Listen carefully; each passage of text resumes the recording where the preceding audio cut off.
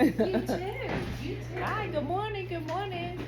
Come on in. Well, again, good morning, everybody. Sorry for the confusion this morning with the training times. We're going to get that schedule and we'll send you out a notification so you'll know what this is going to be over the course of the next several meetings. I'm excited to be with you all today. My name is Katrina Bowman. I have sort of two roles here with you all. I am operating in my leadership capacity. I do coaching and training for people really across the Community Action Network.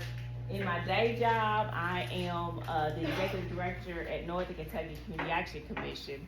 And just a little bit about me, I worked here at CAC for 19 years. I worked here for 19, in this building, I probably worked 7 or 8 years.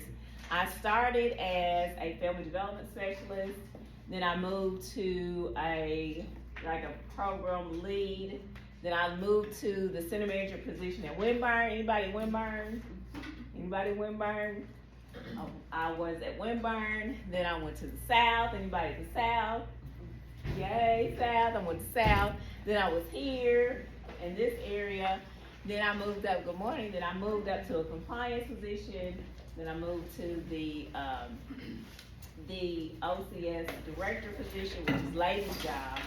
Then I moved out from here and went on to Northern Kentucky. So I'm happy to be with you all today and to really dive into this work with you all. And so what we're going to be doing is really a series of training. And I told you about myself. And this is really just an opportunity just to pour into you guys as professionals. And so, like I said, it's going to be a 5-part series today. We're really focusing in on understanding the importance of your role as the family staff. You are one of the most critical people in this organization. What you do every day makes the difference. You have the executive director with their role, you have all the support staff with their roles, but in reality, we are all of us are here to support you as you support the families. Because when you look at what we're here to do is we are here to help to move people out of poverty. That's it. That is what every one of us are here to do, regardless if you're working with Head Start, with youth, with whatever your position may be. We are here to help families to move out of poverty, to give them the resources to help remove the barriers, and you are it. That is what you do day in and day out, and we're here for you. And so today we're going to talk about, again, the importance of your role, and you really truly understanding that and operating in that. Then next, we're really going to get into talking about creating a circle of trust with our families. One thing that is really, really important as we are working with families to try to help them to move forward, at the foundation of any relationship is trust. And so you've got to have trust in order for your families to really partner with you, to move together, to give you what you need for the program, because the program's going to program. The program's going to do what the program does. You got to have your 45-day requirements, you got to have your height, weight, you got to have your dental follow-up, and we get in this pool with our families, with this back and forth, because we haven't really taken time to really build trust with families and build that relationship so that they want to partner with us to get those things done. So that's what we're going to focus on part 2. Part 3, dealing with families when the honeymoon is over. So you've established this trust, you've established this relationship, but what are the tools that we need and the techniques that we need to work with families when we get to the rub, when we get to the hard part? How can we as professionals continue to help them to move forward even at times when they don't want to move forward? So we'll talk about that. And then we're going to talk about creating effective systems. What is your system? How are you managing your families? How are you managing your paperwork? What tools are you using to help you to be more efficient? Are you using ChatGPT to help you with your case notes? How are you using your data to inform the decisions that you're making with what you're offering your families? If you look in Child Plus and you're looking at your family partnership agreements and you see you've got 15 people that have GED, are you setting up GED classes? How are you using your data to really inform your decisions that you're making on the services that you're offering to your families? And what systems are you using to help you be more efficient and effective? And then the last part, valuing feedback as a gift. How do you give and how do you receive feedback? Feedback is a gift. It's hard to hear because, we all work hard. We want to be acknowledged for working hard, but we don't all do everything perfectly. And so how can you receive feedback, and then when you're working with your coworkers, when you're working with your managers, your directors, how can you give them feedback so that they can hear what you need as well? So that is what we're going to be doing together over the course of these next several sessions. We're here together today in person. The other sessions will all be virtual, but we wanted to start it off today so I can see you all, so you can see me, and we can begin to sort of build on this together. And I don't have a clicker, so I gotta keep walking back. And so what I want us to do,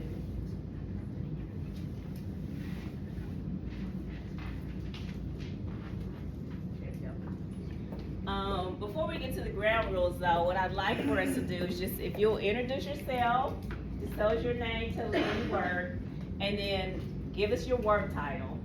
But then also tell us, if your families had to give you a title, what would that title be?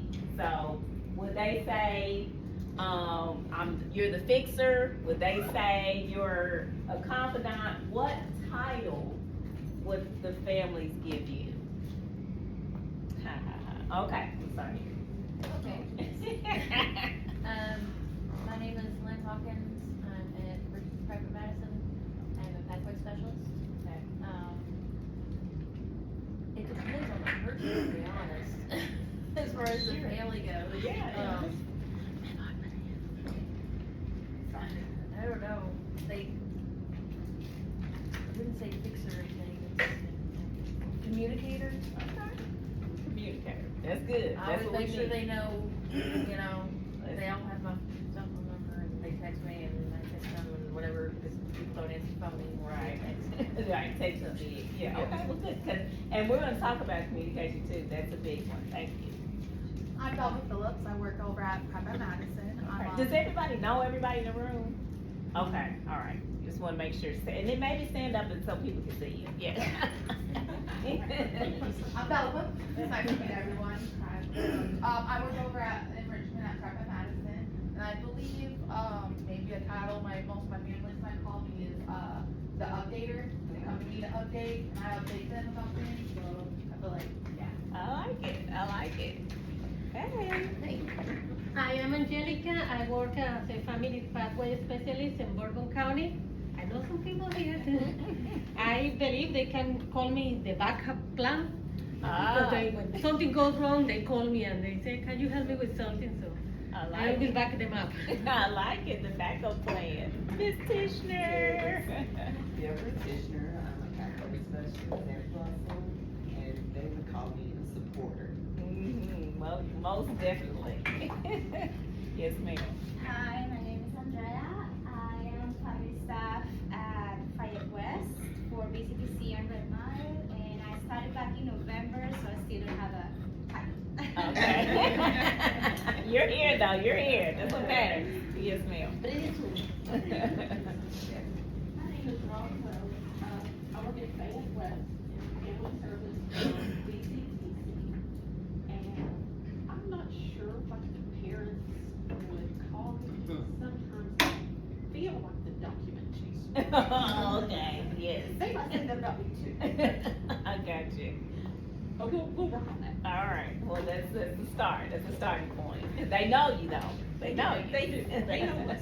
I'm Nate Smith. I am a pathway specialist at Garrett County down in Lancaster. I'm only 2 months in, so I'm the one man. So positive male role model, I guess. Okay, that's good. We need those. Yeah. We need the men. Like we got we got 3 men. We got 3 here. Yeah. All three. I'm Jesse Tincher. I'm pathway specialist in Nichols County. And my parents would probably call me a lot of things, but if I had to pick one, it would probably be a fighter because I fight for these children every day. Ooh. And if they need something, they know that I'm gonna go treat them like it was mom child. I'm gonna pull, I'm gonna do any strings that I can do, and we're gonna work it out. I love it. All right, the fighter. Hey, Lee! I'm so excited. My name is Aileen Spicer, and I am a pathway specialist in Harrison County. And I think my parents would be cheerleader. I'm like, oh, you're gonna do it, and stalker. Okay, so cheerleader and stalker. I can see both. I've known Aileen and Miss Deb for how 28 years. How long? And then you've been here 17. Yes. We're not old. We just started very, very young. We were 12. We were 12. I was 8. Yes, ma'am. I'm Ashton, and I'm a pathway specialist in Harrison, and I think parents would probably describe me as reliable, because they know that if they need something, we're gonna work together to figure it out, and probably a document chaser. Okay. And I'm always after the help document. Yes. So. Yes, gotta have those health documents. Reliable is a good word. We're gonna talk more about that too. Yes, ma'am. No. Yes. Hi, I'm Jenna Matney. I'm a pathway specialist at South Lexington. I actually just started earlier this month. So hopefully the parents will learn that I am supportive for their children. I want the best for them and the parents. And I'm there for anything they need. Yay. Well, welcome. We love to see new people too, cause us that have been here, we gonna be rolling out. We all gonna roll out. So we need to know. Yes, ma'am. Hi, I'm Destiny Cameron. I'm a family pathway specialist at South Lex, and I would say my parents would call me the caller, because I'm always calling them something. I'm annoying them every day. The caller. I get it. Hi, how are you? My name is Shana Ramos. I work for Red Mile and Fairway. I'm a pathway specialist, and my parents call me the smiley face. Oh, The smiley. we need that. We all need that. We need it. Hi, my name is Rosalie. I work as a pathway specialist. I work at Red Mile and Fairway. I'm new, so I don't have any pathway. Okay, glad you're here. Hello, my name is Kayla Millett. I work with Russell and FA West and Family Care Center. I think my family will call me resourceful and a great listener. Got it. Good. That's very, very important. Yes, ma'am. Hi, Megan Michelle. I'm compliance manager for a lot of places that I haven't had time to learn yet. This is about 5 minutes into me working there. Oh, you're brand new. Very Brand new. new. Right. So, Don't get scared. community services or family advancement or whatever Yes. the unit is. Okay. That's me. There it is. Family advancement and opportunity. Don't get overwhelmed. I tell everybody that comes to community action, it takes you a good year to learn your job. And with you being in compliance and you've got multiple programs, give yourself grace and don't leave. Don't leave. Give yourself grace. Yes, ma'am. I'm Amanda Solomon. I'm the family pathway specialist over at Garrett County. I think my families would call me resourceful, but also like a cameraman, because you don't always see me, but I have my hand in everything. Ah, that's a good one. That's a good one. Yes, ma'am. My name is Jennifer Harris. I'm a pathway specialist at Where was it? Eston County. Esther. Okay. South Irving. And I think my families would probably call me a go-getter. Go for They it. call when they need food or clothes. I always know what resources to contact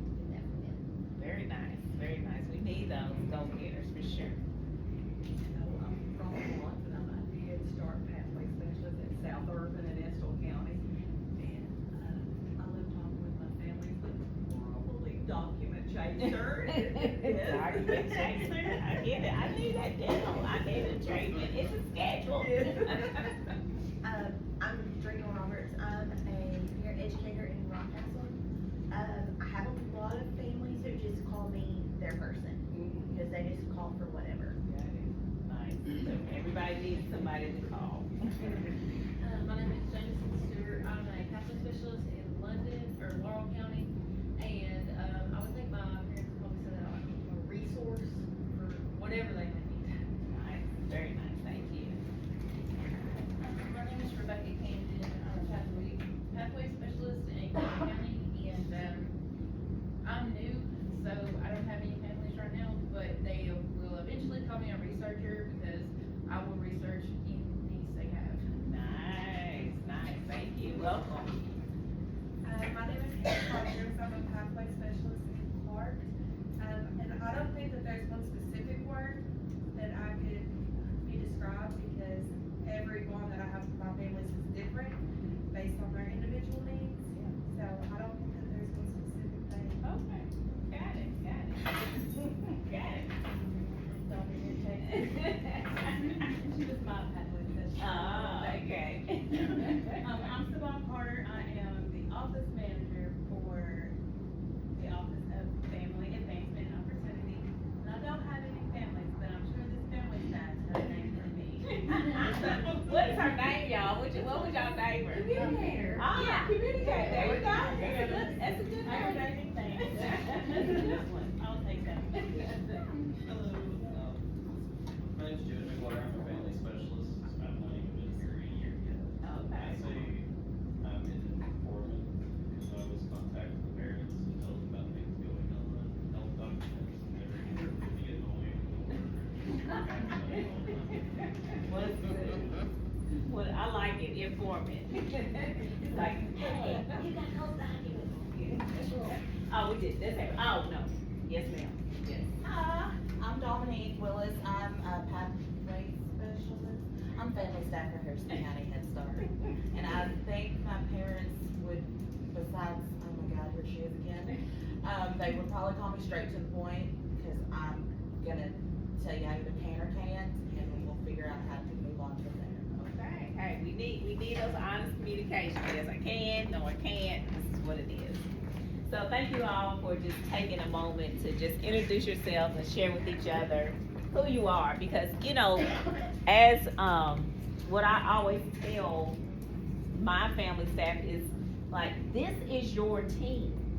Like the people in this room, all of the pathway specialists, like this is your team. And there's times where you all need to come together and lean in on each other to learn from one another. Like this team right here, of so many times we get segmented because you're in Estill County, you're in Russell, you're in Bourbon. But there's so many resources right here amongst you that you can learn from and benefit from if you really took time to come together and say, this is the struggle I've had with this family. How did you all handle this? And then somebody could say, oh, well, I did this and this and this work. Maybe try this. But there's synergies that you're missing out on if you all are not intentionally coming together as a group to have time to really talk with each other. Talk about the resources. So many of you are resourceful. Ms. Dea probably has forgotten more resources than many of us even know.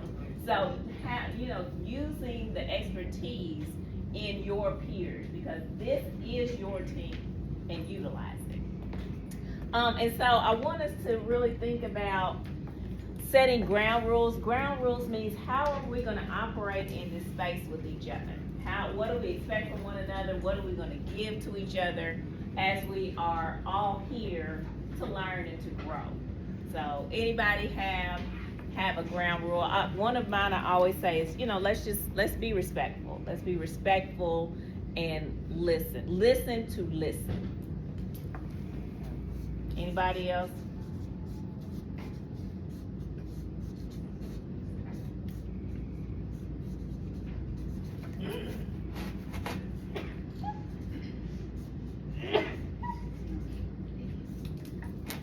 Any other rules?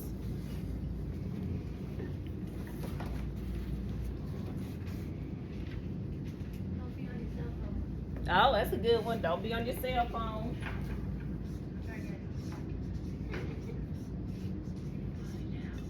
Or you said or sleep. Don't be on your cell phone or sleep.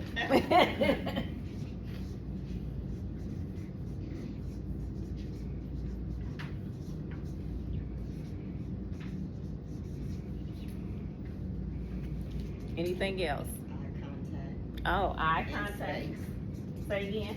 Eye contact and space. You don't wanna be all up on somebody. Okay. You gotta be respectful of people's space. Okay. Eye contact and respect people's personal space.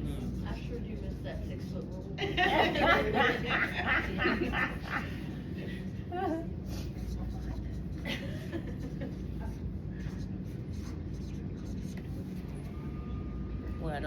What about confidentiality? I think it's important that, you know, this is a safe space for us to be able to share here. I'm not gonna run back and say, lady, Deb said, blah, blah, blah, blah. You let this be a safe space, because we want this to be an opportunity for you all to really be able to talk about the things that you need to grow and to develop. So can we all agree, safe space, confidential? Okay.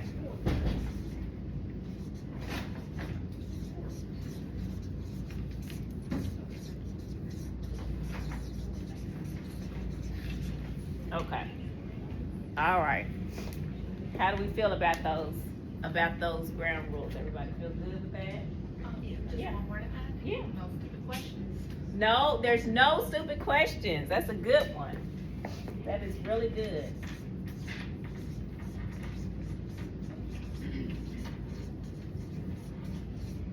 There's no stupid questions. We have people that have been here for 2 hours, up to 30 years. So there's no stupid questions. And so let's support each other. And if you know the answer, let's share it from a place of really wanting to help and to be supported. Just as we support our families, we want to support one another. I like that. I like that.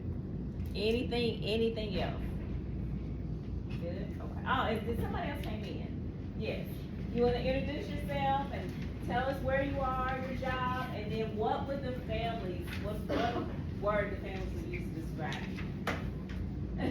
I know it's a lot. I know. Okay, so my name is Shani. I'm at Southflex and family staff and word to describe me. How your families would describe you? Available. And resourceful. Okay, available and resourceful. Good. Both very good words. Thank you. Thank you. Okay, so we are going to dive into this.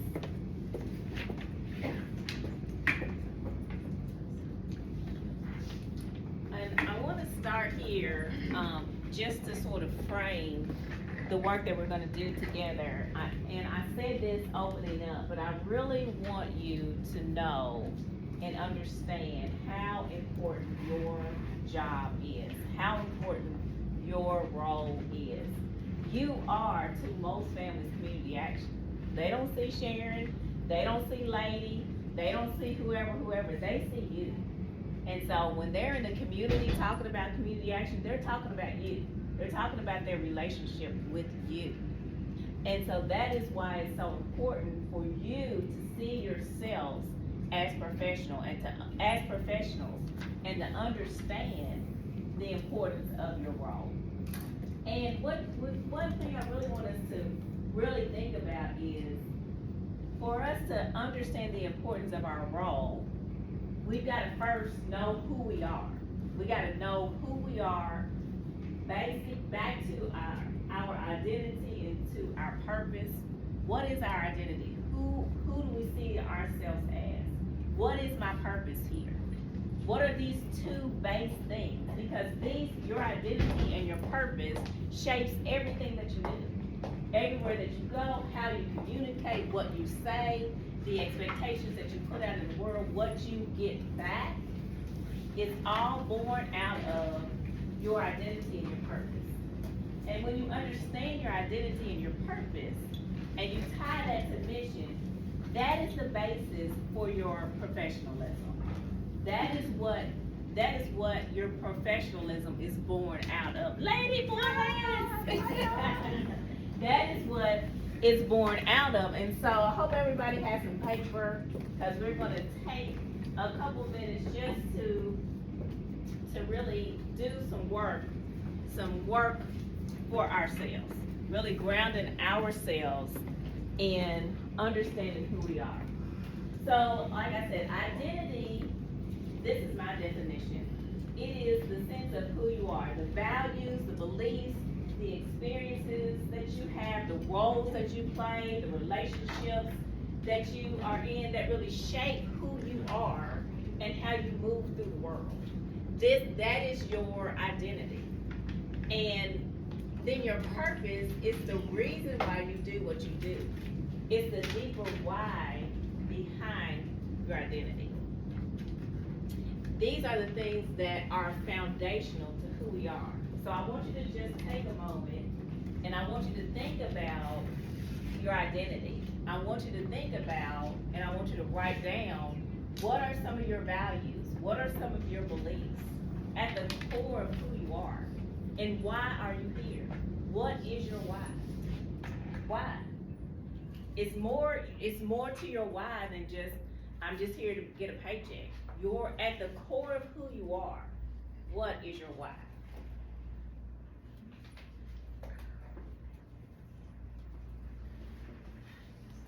And so I want you to write this down. And one column on your paper is, I'm someone who, and I want you to list your characteristics of who you are. And these are just some examples. I'm loyal, I'm hardworking, I'm a good listener, and you said some of these things. But when you think about your identity, then I want you to think about what characteristics come out of your identity.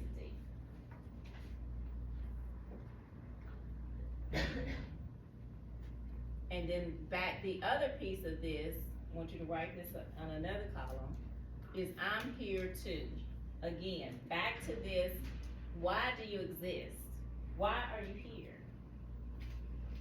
It's not just for a check, it's not just for your kids, it's not just, why are you here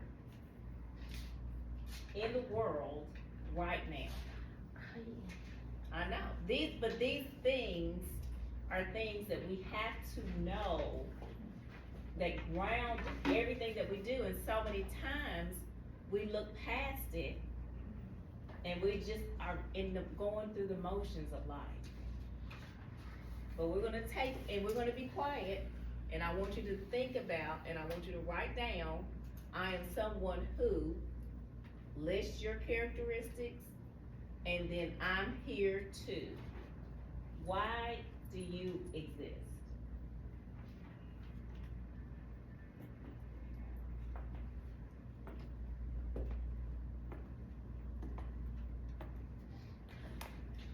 You're asking the same question I ask myself.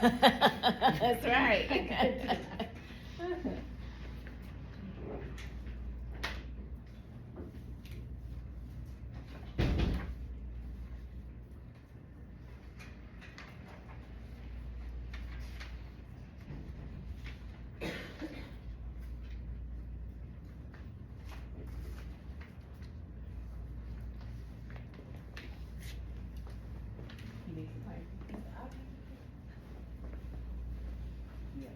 Is somebody trying to get in? Yeah. Oh, listen, that's a be above my pay grade. Somebody's trying to get out, can't help nobody.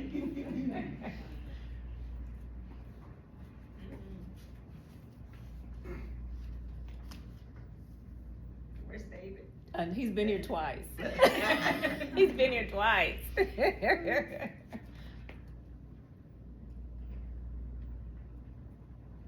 was acting for him one time. I'm like, don't call me.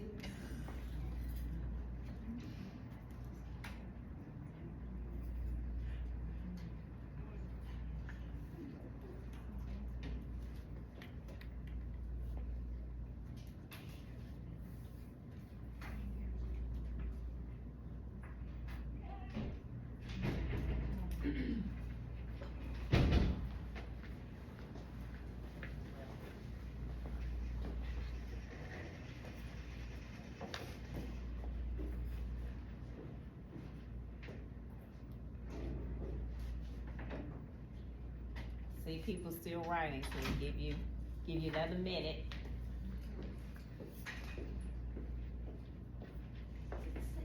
Part always makes me emotional, so I'm avoiding getting that. Here's some tissue.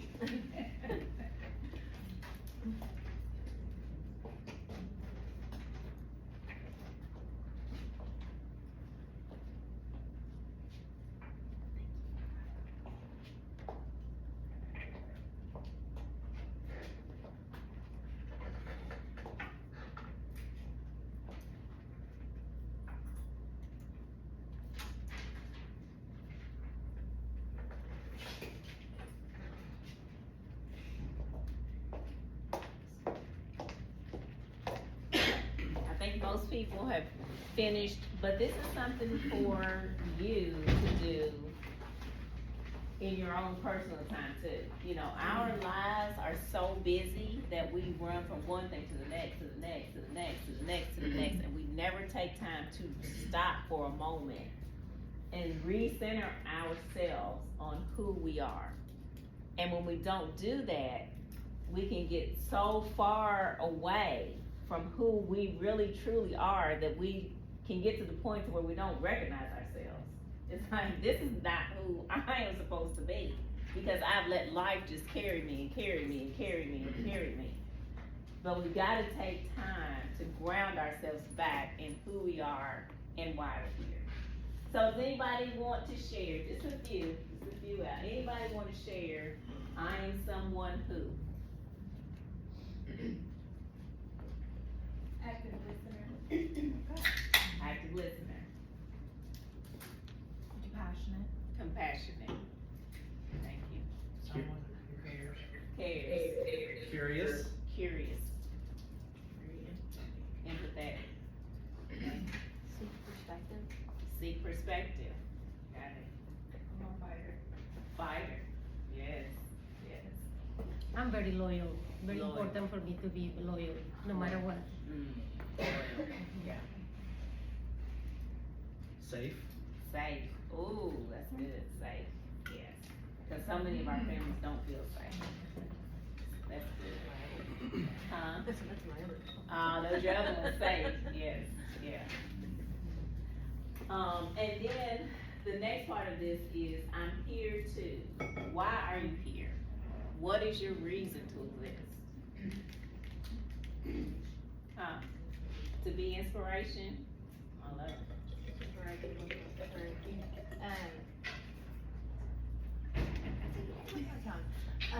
Give you a tissue.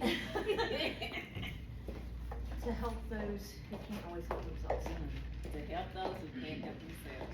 That's wonderful. Yeah. Advocate. To advocate. Yes. I'm not Head Start alumni. I was part of Head Start as a kid, and so seeing it personally. He's stuff on my dishes. There's only one. I know. But I've seen it in my own personal life how Head Start can help, and so I want to make sure I do that same back to the community. Pour into it what I got myself. That's beautiful. Pour into. So one of the reasons you exist is to pour back into those. That's beautiful. Okay. Anybody else? To make impact in my community. To make an impact in my community. Be the change that I want to see in the world. Ooh, be the change. Think about that. To be the change I want to see in the world. Think about this world and how much change we need, and to be that, what that takes to be that. Mine is to do good on the largest possible scale. Ooh. Whether that's just making somebody smile or something systemic. Love it. To do good on the largest possible scale. And you think about all of these things, they're all beautiful, they're all wonderful. So when you think about, your characteristics, you think about your why, then I want you to think about how do these things then tie into your work. When you look at CAC for Lexington, Bourbon, Fayette, Harrison, Nicholas, and Moore counties, the mission here is Community Action Council prevents, reduces, and eliminates poverty for individuals, families, and communities through direct services. That is the mission of this organization that you work for. And the vision is to ensure that all communities are economically thriving. That is this is at the core of all of the work that you do. So it's important that as you look at that mission, then you think about how does this mission tie in to who you are and your personal beliefs. Can you see a tie through between the mission and who you are?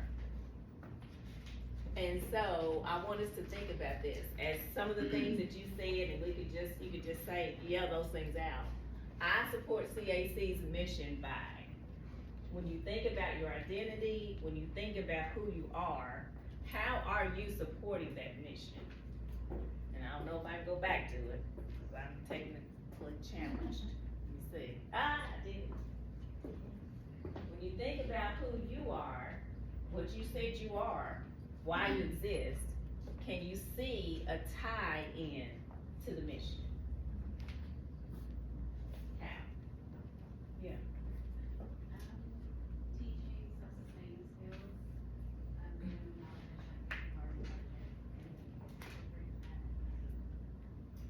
resources, and letting them know they have choices, there are options.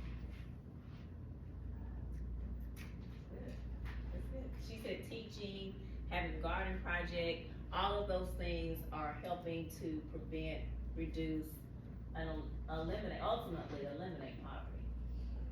Anybody else? I have researches as one of those, I am someone who researches, I research things a lot. So that helps, especially with the building community and also fighting for the rights of our families. Mm-hmm. So true. That research is key. When you think about how to reduce and eliminate, you gotta do the research. You've gotta know what is available to help to move people out of poverty. What are the new things that are coming out that you as family staff can then help to inform the families to help them to move out? So research is critical as you think about this mission. Being able to community too, because you network with different people, so I'm able to. Right. Being in the community to help eliminate barriers. That's right, to poverty, to making connections.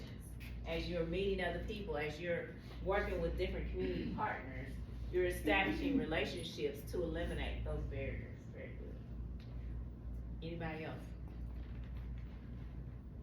But this is at the core.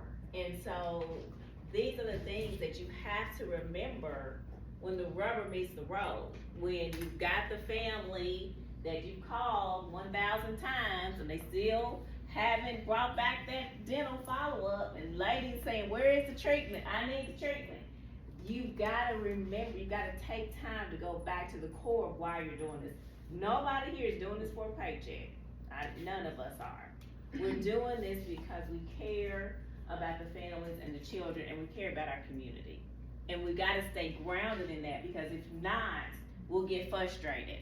We'll get frustrated when we see that parent come in that comes in for crisis every year and still doesn't have a job and still doesn't want to move and still is doing the same thing. We'll get frustrated if we're not anchored in our core of why we're here. We're not here. We're here to help all of our families move, but they have to make the decision themselves. And we'll talk more about that. All we can do is be the coach and offer the resources. We can't control anybody. We can't make anybody do anything. But our job is to present those things and to stay grounded, again, in who we are, so we don't let what's going on with them then influence how we interact with our families. Any thoughts or comments about that?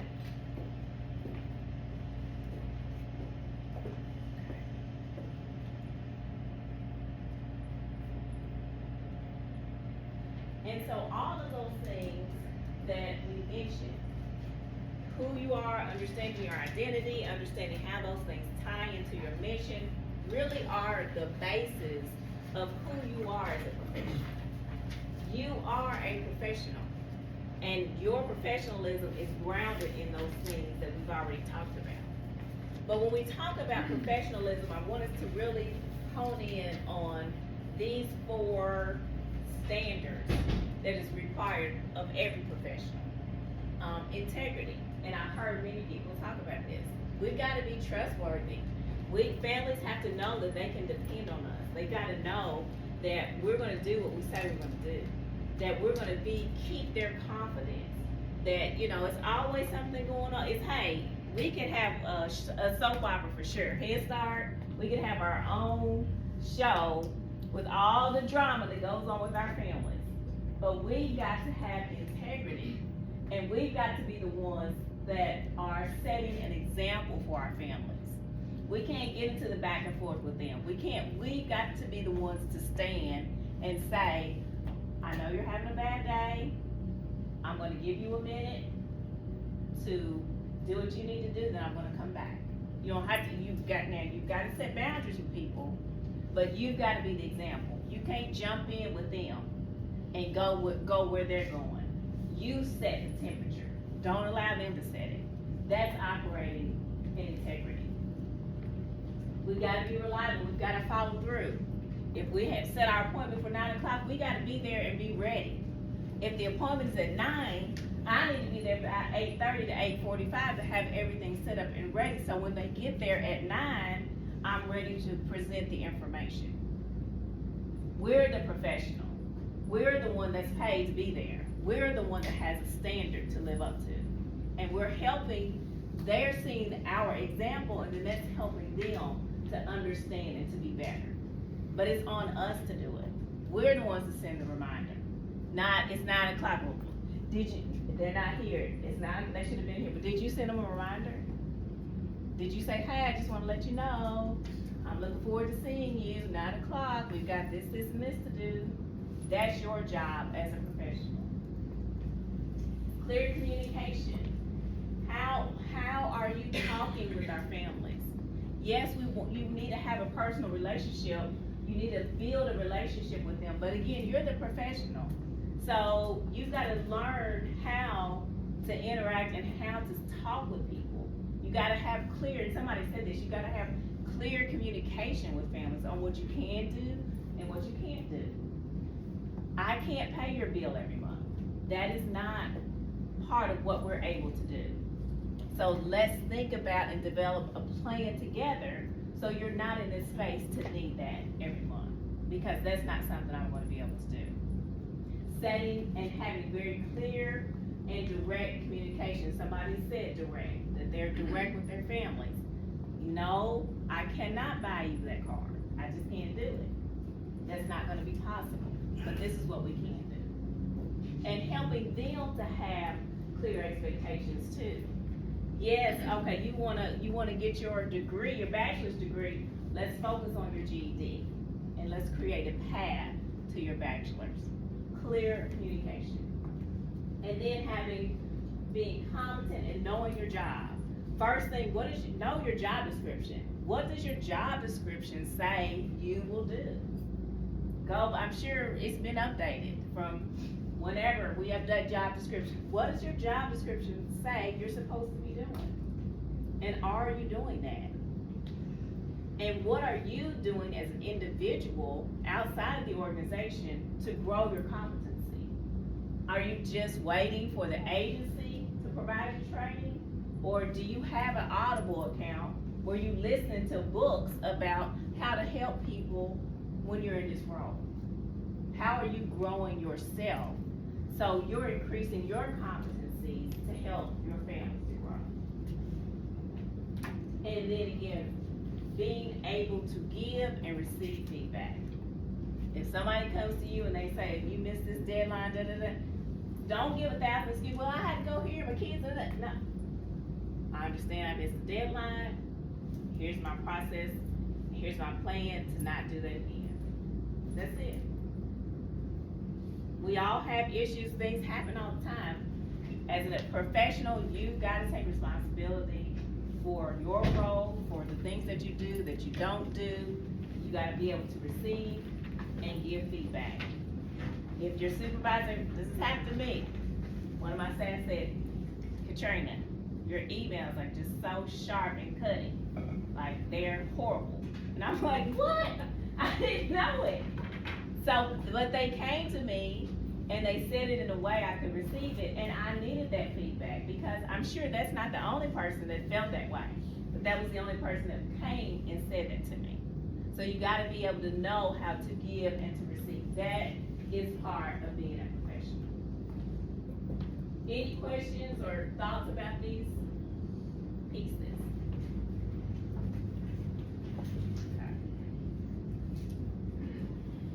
And so what I want us to do, we're gonna get up and we're gonna think about these competencies. Not yet. I'm hot. Are y'all hot? Is it just me? Oh Jesus. I'm having my own personal moment. Before your jacket looks very warm. It is. I'm going to take it off. I'm going to take this off. So what I want us to do is thinking about CAC, community action, where you work. What do these characteristics look like when it plays out in your day-to-day life here? What does integrity look like here? What does it mean when you think about every day? How does that play out for you at CAC? Showing up when you're supposed to every day. Right. I know that goes under, it also goes under integrity, because like, they go under all of them, because our parents, like, you know? And I want y'all to get up and we're gonna write, you're gonna just write on each one of these what they look like.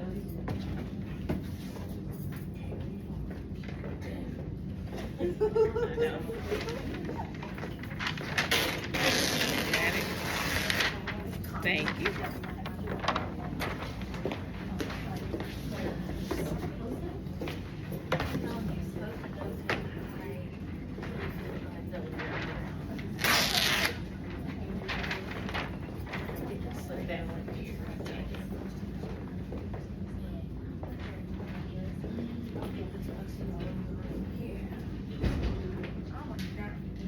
Okay, so I'm gonna divide you up into 4 groups. So the back table, you're one group. The middle table, you're 2. This is group 3, and then you all, group 4. So what I want you all to do, write specific behaviors on what does competence look like here. What does it look like at CAC to be competent? Is it showing up on time? Is it knowing your material? When you are doing your day-to-day life, what does it look like in each one of these 4 areas? Okay? Group 1 will start here. Y'all talk about it decide. Group 2 will be over there, 3 over there, and then group 4 over here. Okay? Are we group 1 or group 4? Huh? You're group 4. You're group 4.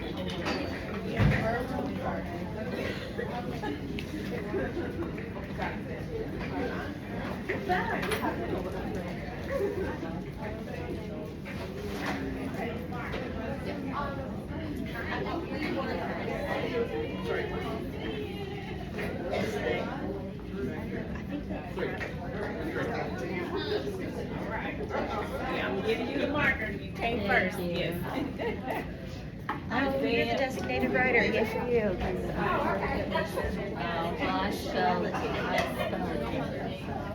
But that's what we look Oh, there you go.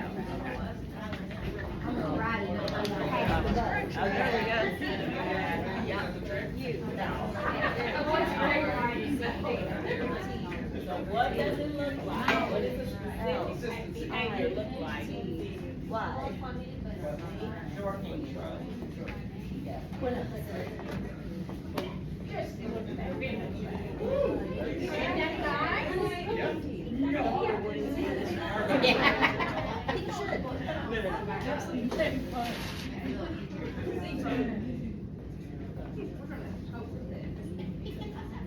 Integrity is Hey, Caroline, Regina, Kyla. So, if you write my name down,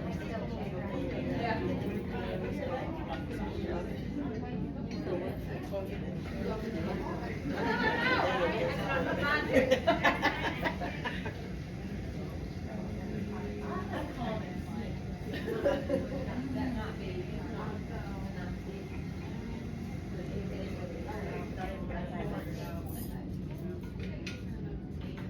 we're gonna switch, we're gonna rotate this way. I can spell confidential. Rotate.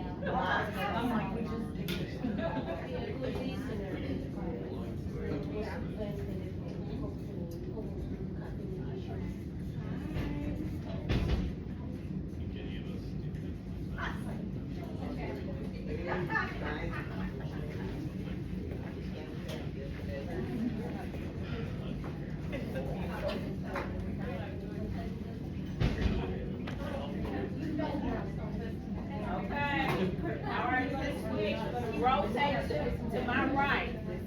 This way, to the right, to my right.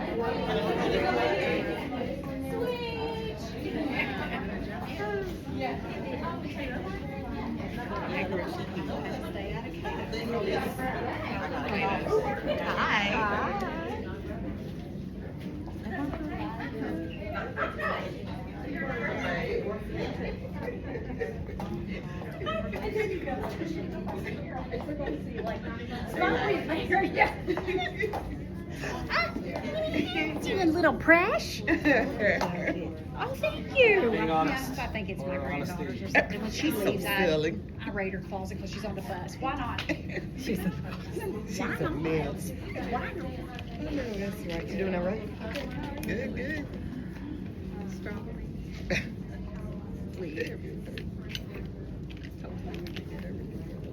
Hopefully.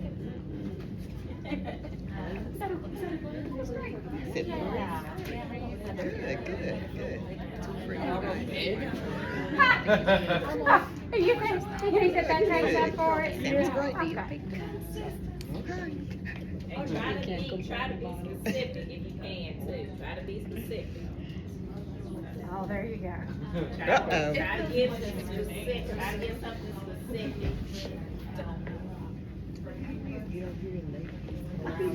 You done come over.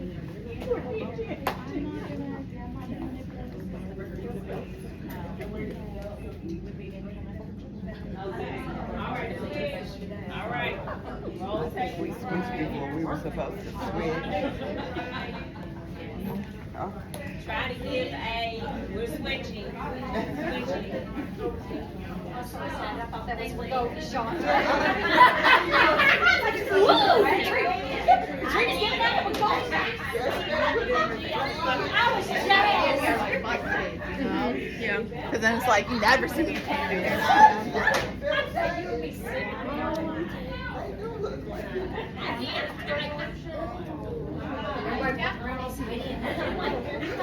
I need a GLP. Try to be specific. Appearance. Your appearance, how you project.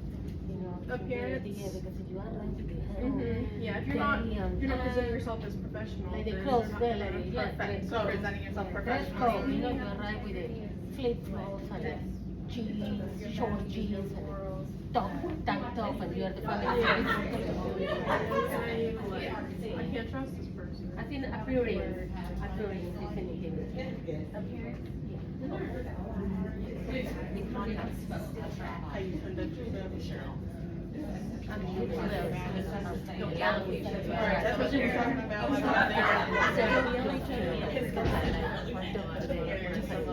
Right, yeah. Switch. It goes back to like. Yeah, that's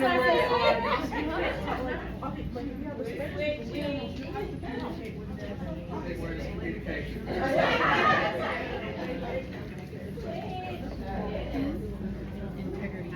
The last one, then I should Yeah. go back. Yeah, because that was our original. Okay, perfect.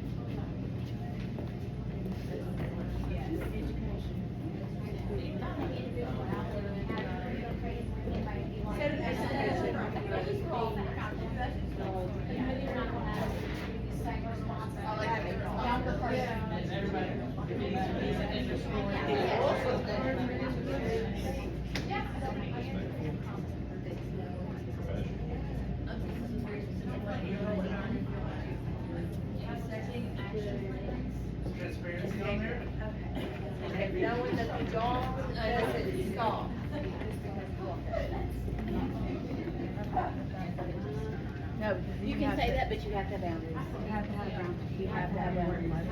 Remember what you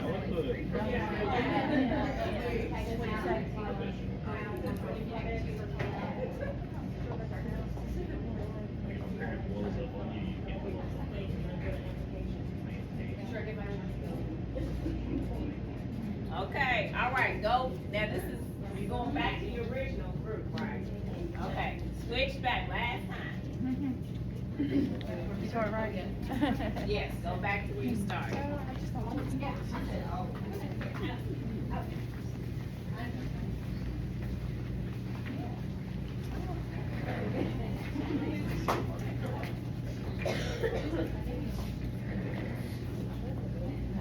Hi, do we see them?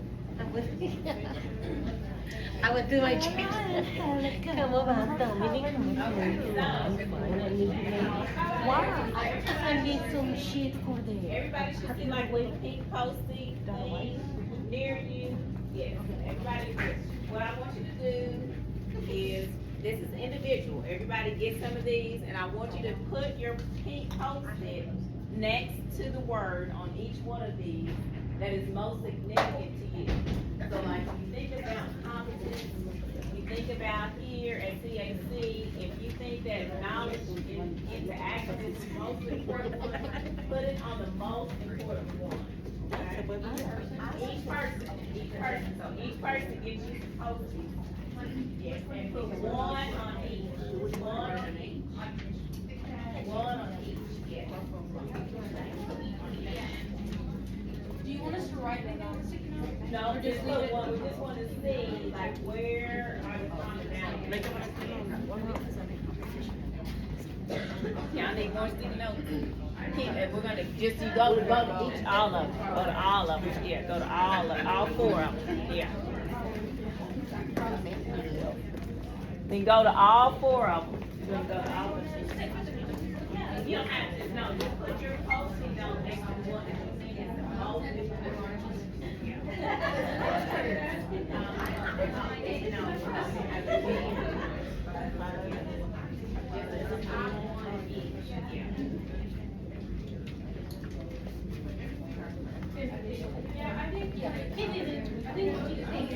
Yeah, do all four of them.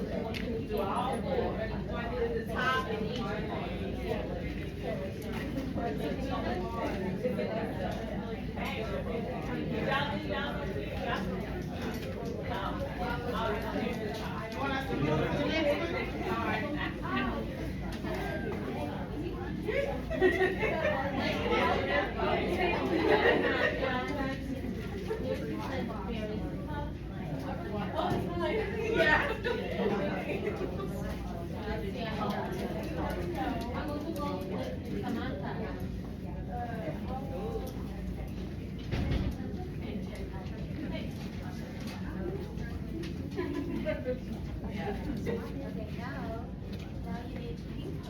Okay. Oh, we're here.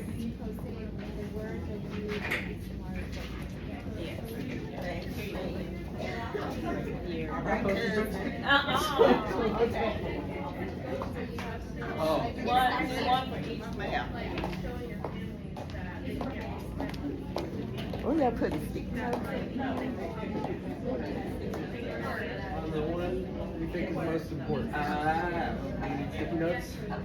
No, I'm gonna take it. Okay. What's your name? Nate. Nate, nice meeting you. Miss Deb. Miss Deb? Hey girl, how you doing, Miss Deb? Good, baby, how you doing? All right, Nate, I'm following you. Okay. Give you. Trying to leave it.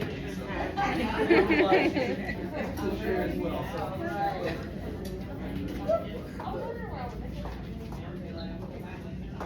And then when you finish, go back to your original group. When you finish, go back to where you started.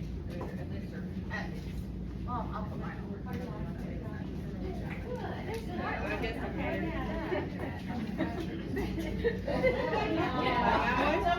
Wow. Wow. And this is clear. So you're all good to go. quick before you go. Be careful over there with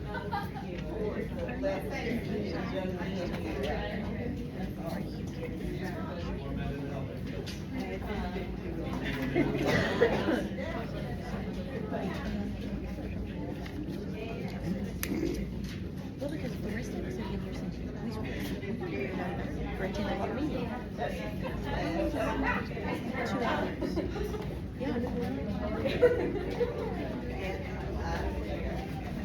I'm gonna go back to our original. Once you put on your post-it notes, go back to your original group where you were original. Yeah. Go back to your original group once you put your post-it notes. Go back to your original one. Yeah. All right. Everybody back to their group. Once you get back to your group, I want you to look at the list and see which one is the top one. Look and see which one is the top one. So y'all just gotta look at your competency and which one of those is the top one that has the most post-it notes next to it. Got it? Y'all got y'all? Okay. Y'all got y'all? Okay. Y'all got y'all over here? Y'all know which one is the top one? We have a tie. Oh, you got, okay, all right, you ready for the tie? I think it's respect. Y'all got y'all? Confidentiality, be available.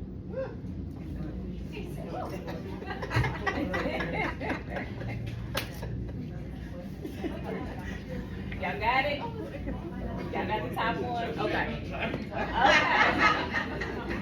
Okay, so we're gonna go one by one to each group. We're gonna go one by one.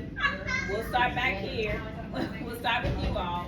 What is your top one? What is the top one that you have? It's between respect. It's respect.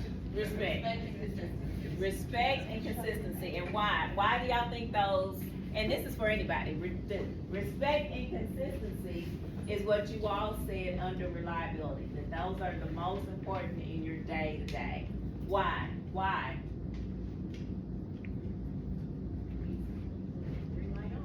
Huh? They need to love to rely on. Right. Well, I guess in a lot of times they have a lot of ups and downs, there's always a curveball being thrown. Yeah. At least, we're always there. That's So right. that's consistent. So what are the two? Consistency and reliability. Consistency. Or respect. Consistency and respect. Alright. Consistency and respect. If you think about that, what we all, who does not want to be respected? Who doesn't want to feel respected? And so we have to think about that in our day-to-day lives as professionals at Community Action. When we think about that respect, how are we asking people, like, because we talked about being a document chaser, how are we asking people for their documents? Are we asking them respectfully? Or are we just calling them, saying, I need your documents, I need your documents, I need your documents? How are we doing that? How are we walking that principle out every day if we're saying that that is important? And these are things for us to think about. What was the other one? Respect? Consistency. If you're not there, if you say you're gonna be there, you're not there. Think about our families. They've got to get their kids to where they're going. They had to get up. They had to get their kids. Some of them don't have transportation.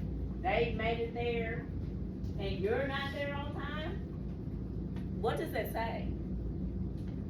You don't have respect. You don't respect them. You don't respect them. You don't care about their time. You don't value them. Why then are they going to value you and what you need from them? So we've got to think about these as professionals, how to make sure we're being reliable with our families. Okay, integrity. What y'all got? What was the number one? I think ethics, right? Yeah. Oh, ethics. So what does that mean? When we say, what was the first word? I think it's having. Having ethics. What does that mean to you all? How does that work out? Well, how are you walking that out every day? having ethics? Personally, I couldn't work at a place that didn't match up with my morals and what I believe in the inside, you know. So that's why I like working for CAC, because I believe their mission does align with my own personal morals. Got it. So you think that the mission aligns with your personal ethics? Okay. What else? I feel like there's a lot of nuance to the situations that go on in family dynamics, so you have to be understanding of what could possibly be fueling that, and especially in our communities and population as a whole, I feel like it's really important to connect with, to be able to understand. That is so key. What she said there, when you think about having ethics, is knowing that everybody doesn't believe the way you believe. Because if you are a Baptist Christian, that doesn't mean that you are inferring your beliefs on somebody else. You're not operating ethically if you are trying to push your beliefs on somebody else. Or if you are looking down at somebody because they don't have the same beliefs that you do. If you're working with a two dad family, you treat them the same as you do a female and male family. If you're working with an undocumented family, I don't care what the world is saying about undocumented families, you respect them, you treat them. That's part of working with them ethically. And the other piece of ethics too is making sure that you are above reproach in what you're doing. When we're dealing with people's personal information, how are we using that information? How are we sharing that information? That's huge when you think about what we have access to. We have access to everything. We have their social security number, their birth certificates, their income. We have everything. We could literally take that information and make a fake ID, a fake person. We could. And if we leave that stuff out, if we leave out their social security number and their check stubs and their copy of their ID, somebody could take that and steal that. And so we've got to make sure that we understand how to operate ethically with all of our families. Thank you. Okay, competence. What's the top over here? Following up and following through. Ooh. Following up and following through. What does that look like day to day? Well, doing what you say you're gonna do. Do what you say you're gonna do. And, don't just expect that of your parents when you're following up. You gotta do your part too. Yes, this is a relationship. Like she said, they have a part and I have a part. I can't just tell you to do your part and then I never come back to you and tell you that I've done what I said I was gonna do. And this is not just with your families, this is with your coworkers. This is with your supervisors. Following up and following through. If you say, okay, I'm gonna have all my partnership agreements done by this date, and you don't have them done, then you need to go back to your supervisor and say, hey, I know I told you I was gonna have them done by this date, but I didn't. That is following up and following through on all levels. And our last one, communication. We have a tie between empathy and trust. Empathy and trust. What do empathy and trust look like? How do you see that? Empathy and trust. I think you can go back to understanding family dynamics and like taking that understanding and feeling it and making sure that you have a connection with the family and that you're truly making sure that there is, I think it also ties with trust, like you have to have that understanding to develop bonds with your families. Yeah. Nobody's gonna talk to you if they stand there. No, you're right. I was just saying, maybe to build off of what she was saying, to meet them where they are, so not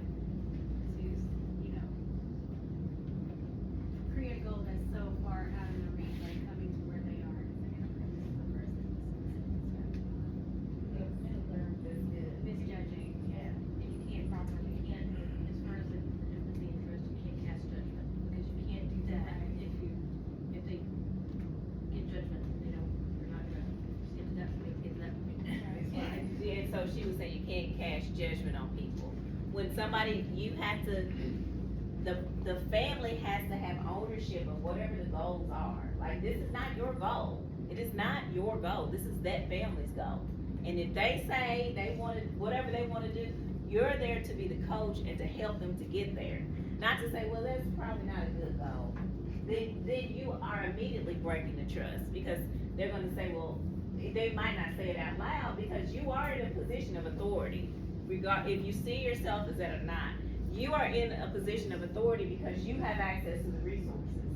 So people are, when they're talking to you, they're talking to you from that vantage point.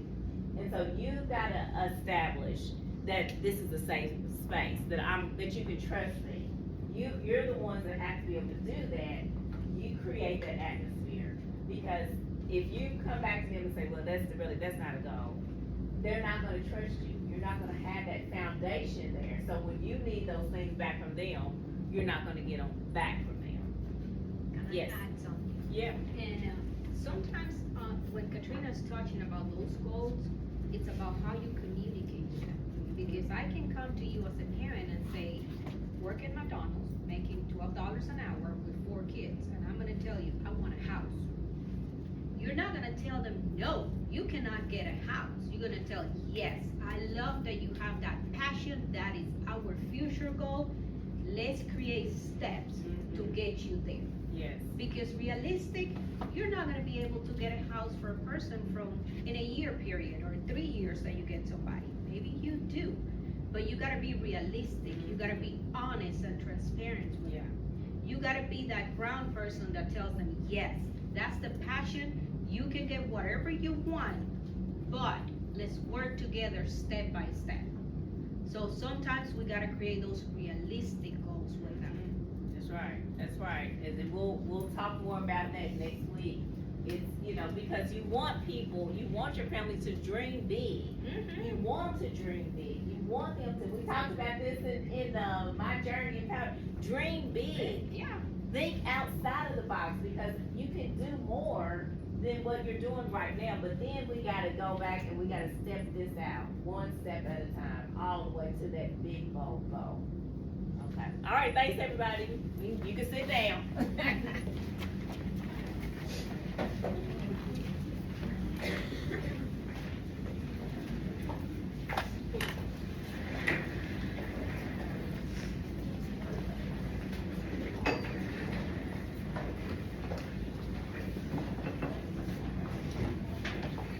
And so as we think about, what it means to be a professional, I did a little bit of research, because, again, these things are foundational in who we are and what we do. But, what is it that families really need from us as professionals? What do they need from us? And I got this from the Administration for Families and Children, and that's the governmental department that oversees Head Start. That's where this data came from. And the number one thing that popped up was stability. And we talked about that. Families need a level of stability from us, because there's very few places where they have stability. And so they need to know that they have an anchor. And so many of you all said that. They know that people know they can depend on me. They know that I'm going to be there. But that was one of the top needs. The next one, a trusted relationship. And we just spent this time when we talked about communication. That was a non-judgmental, trusted relationship. Somebody that they know they can go back to, and that's not going to judge them for where they are, what they've dealt with, what failures they've encountered, but that will really be there for them. They need clear next steps. Think about our system. Think about how challenging our systems are to work through. You gotta come here, you gotta turn in this paperwork here, then if you need WIC, you gotta go over there, then if you need this support, that support, that support, it can make your head spin. We've worked in this field, many of us have worked in this field for decades, so we know, but our families don't know. And so they need a clear, this is the first thing you do. This is the second thing you do. This is what you do next. This is when I'm gonna check in. They need to know that. And so many times we learn the information and it becomes second nature to us, And then we're just saying, oh yeah, go here, do. And they're like, what do I do first? And that's one of the reasons why we don't see them follow up and follow through, because we haven't given them that very first step to take. Access to opportunities, helping them build their network. Again, we know about all of these resources, but how are we really truly relaying it to them when they need it, not when we want to give it to them? That's two very different things. In the first meeting, you can't give them every resource that we have. They can't consume all of that. So you've got to know when to give them what, so they can really take advantage of the opportunities. Coaching conversations. Again, as you are there to walk alongside them as a coach, not to do everything for them, not to provide everything for them, but as a coach to say, hey, you can do it. Here's this resource, take it, run with it. If you need this, let me know, I'm gonna do this. You're the coach beside them that believes in them, not doing it step by step for them, because you will wear yourself out trying to do everything for everybody. And then the last thing is consistency and follow through. And we've talked about that and talked about that and talked about that. When we look at these top needs from our families, money is not up there. Money is, that didn't even make the list. When I'm in my position as executive director, when we get complaints, it is never about the money. It is never about the money. It is about how somebody made me feel. How somebody didn't call me back. Somebody was rude to me. Somebody was da-da-da-da-da-da. It's never about the money. This is what people need from us more than anything. This is what we're here to do to serve our families, is to meet these needs. Any thoughts or comments about these?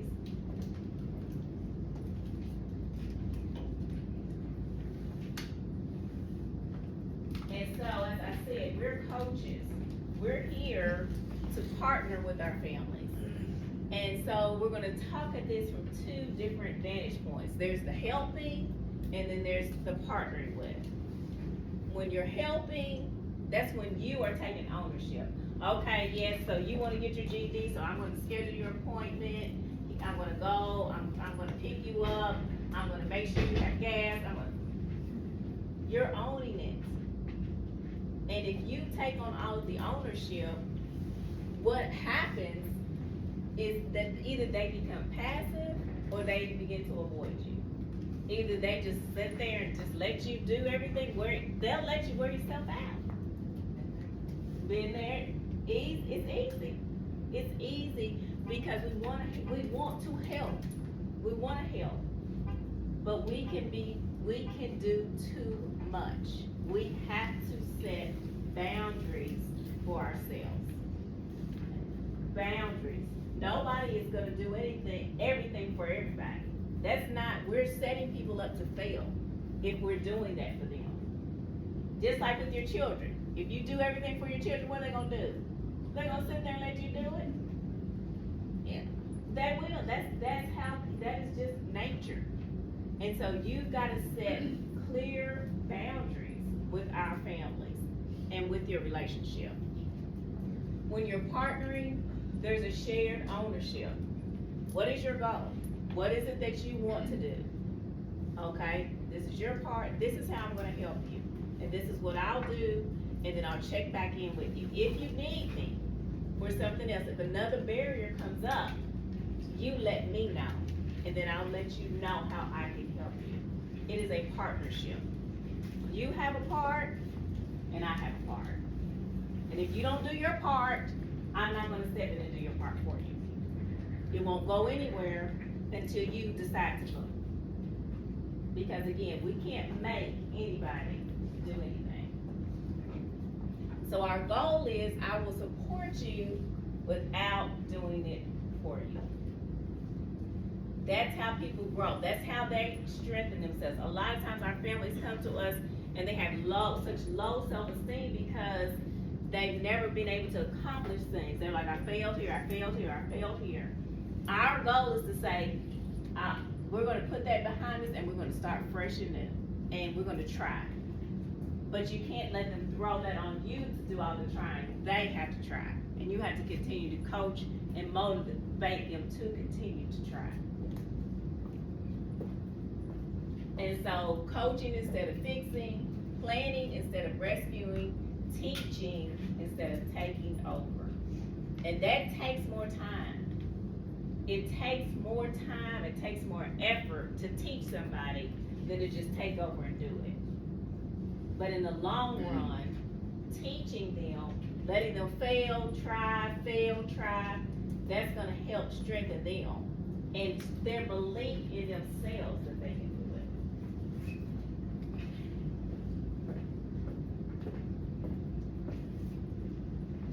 it. Red flags to avoid. If you are working with your families, then these are flags to know that you are doing way too much. You're more worried about it than the family is. You're constantly worried about this, and the family's not even thinking nothing about it. If that's you, it's a red flag. You keep reminding them, but nothing changes. It's another red flag, like, wait a minute, I'm doing too much. I might need to rethink my strategy here. Something is not working because I'm doing all the work. You're chasing them down constantly. These are flags. I feel guilty when I say no. No is healthy. No is good. People need no because they have to know that they can stand on their own feet and they can make it. No is a healthy word. No is important for you because you have to have boundaries. No, I can't pick you up from your house. No, I cannot take you. No. This is our agency requires that I can't do that. It's no. You gotta know when to say no. I'm solving problems they have the ability to solve. You're sitting there saying, oh, okay, we'll do this. Hey, step back. What do you think you should do? And let them think through it. What are your thoughts on how you could solve this? And let them start the conversation. And then you add in with your resources that you have. We've got to balance our relationship out with our families. Anybody see themselves anywhere? I know I did. For sure. And so, like I said, what'd you say? Not anymore. And it takes time. Yes, it takes time. You know, especially when you're coming in. Where are my new people?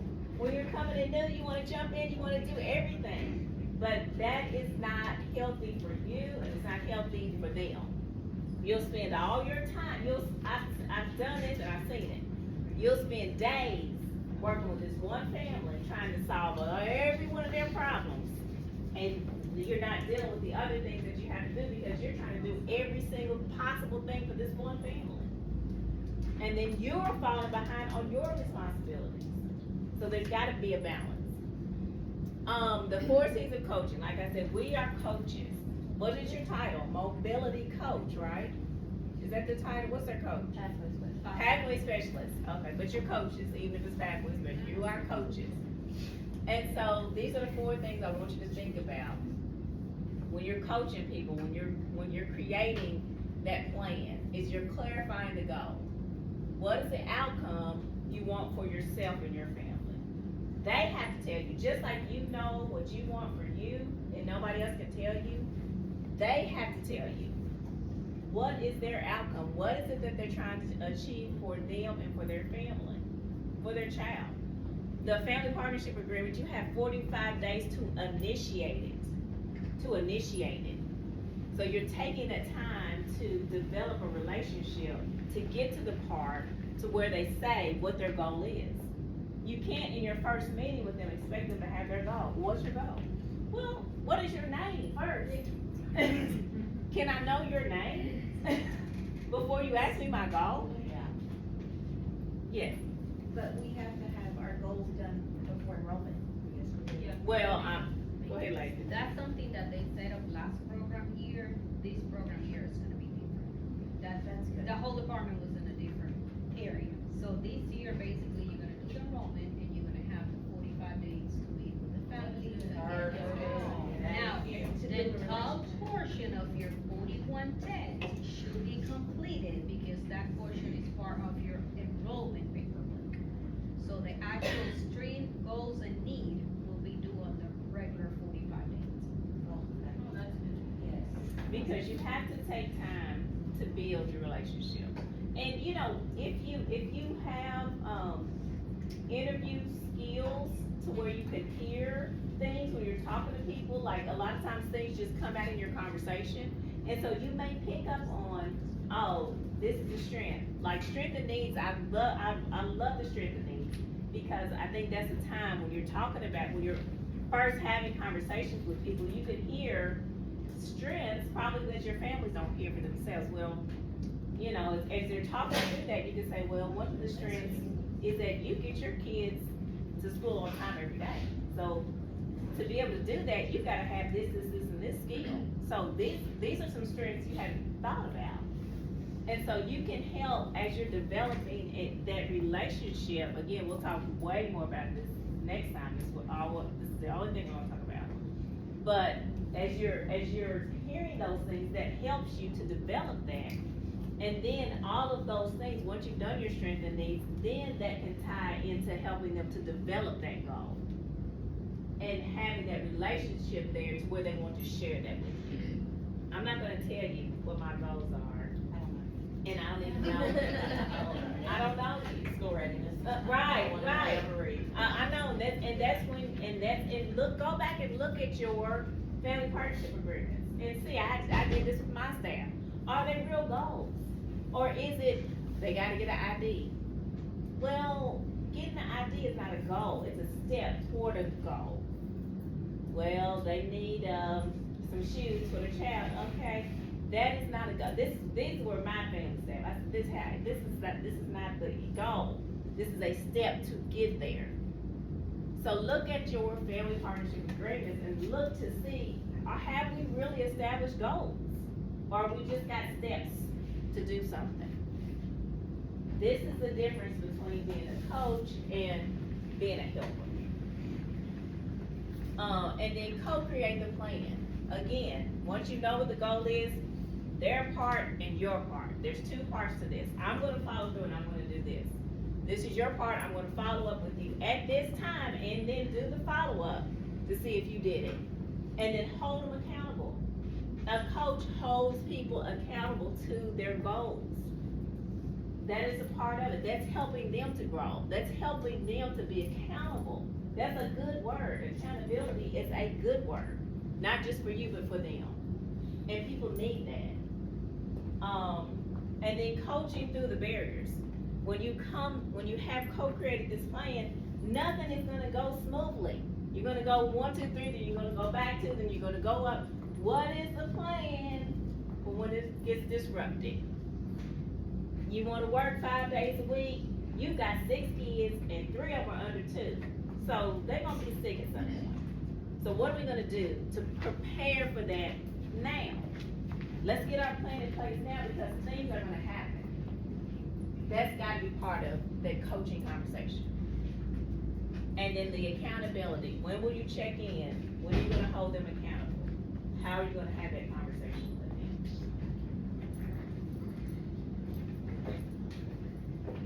them? Any thoughts or feedback on that? Okay, so we're gonna do some scenarios. We'll just do them together. Our time's getting short. I'll get you out here. Okay, so you think about what we talked about today, about our professionalism, about being a coach, all of the things, all of the components that we talked about today. I want us to look at these scenarios and really think about what is our most appropriate response in these scenarios. So scenario 1, a child needs dental treatment. You've asked the mom repeatedly to schedule the appointment. but she will not follow up with you. What are you gonna do? Yes, ma'am. I'm gonna contact the provider and I'm gonna see if they have ever scheduled an appointment. If they haven't scheduled an appointment, then when was that appointment supposed to be scheduled? So that I have all of that information from the provider before I have that hard conversation call. And if I'm not able to get in touch with her on the phone or on, my email, well, now we need to go to her house and we need to see what is going on. Is her phone not working, or, because sometimes those hard conversations need to be had in person and not over the phone. Such a good point. I remember, oh, go ahead. Yeah, my first thought, not that hers is wrong, just we all do things different. Yeah. My first thought would be to contact the parent and see if there's a barrier. She may not have transportation right now. Yeah. Or, she may have not made it to the Newtown office and her medical card might be cut off. Just something like that, and she's ashamed to tell you. So that would be my first step. Yeah. But, Yeah, I agree. I mean, I think you gotta definitely communicate for sure, and I like the idea, like you said, and I think it goes back to what we talked about with being non-judgmental. It's like, don't automatically think this person's lazy, or they don't, whatever, but to really see what is really truly going on. And if they're not responding, then maybe I need to do a home visit. Go ahead, somebody else had their hand up. Yeah, don't come back. I would back off of the dental treatment and repeatedly contacting her about it. I would wait for like a program. Hey, I can provide you lighting. I can give you like a little money on your electric. You bring me those things in. I got you, girl. I do an application. I'm like, oh my God, I got you $200 on your electric. Now let's talk now. We gotta have a conversation. Alright, whatever works. Can we work on getting this dental treatment now?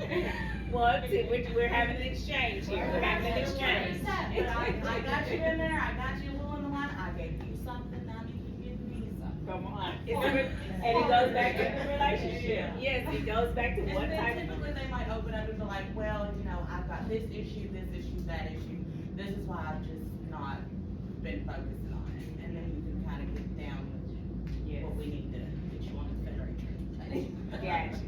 I'm gonna come back to you. Yes. I agree with Caitlin, some of these conversations are best had face to face. Yes. There may be a barrier, sometimes our families, their phone numbers change frequently. And some of our families work a lot too. Yeah. We call, texted, emailed, done a home visit, they're not home, maybe because they're at work. There could be a barrier like insurance where you have to do a requisition to get it paid for. Yeah. We have to tell parents, you go here, you have a contract with this provider, and they will provide that service to you at no cost. Right. So you've taken away that fear of embarrassment going and not being able to pay. Yes, that's so true. That all of that is so good to really assess the situation, like you said, and see what is really truly going on. I like too what you said about don't just keep leaving a message. I mean, don't just keep leaving a message. I get so many spam calls a day, and like you become like a spam call. Like, oh my God, delete. You're gonna get blocked. You cannot just keep calling and leaving thinking that's going to be the solution. The heart of this, I'll come back. Somebody else had your hand up back in the back. No. Yes. Well, I was gonna say one, I would say like, do you need help making